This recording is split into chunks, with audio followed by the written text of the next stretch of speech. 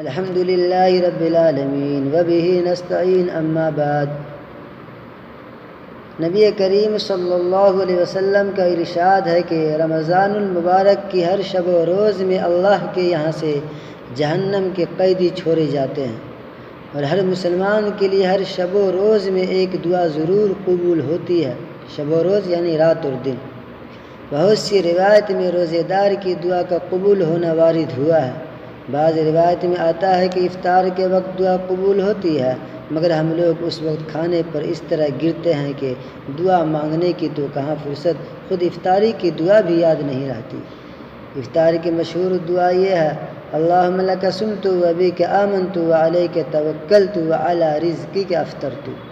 ترجمہ: اے اللہ، تیرے لیے روزہ رکھا اور تجھ ہی پر ایمان لایا ہوں، اور تجھ ہی پر بھروسہ ہے، تیرے ہی رزق سے افطار کرتا ہوں۔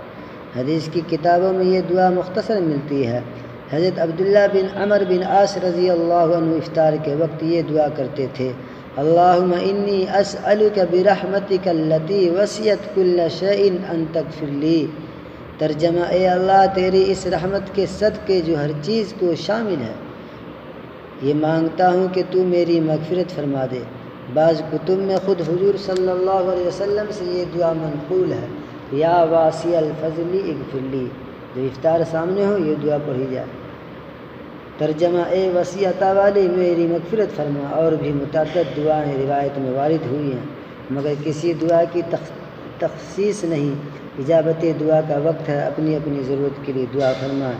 یاد آ جائے تو اس سے اذکار کو بھی شامل فرما لیں۔ السلام علیکم۔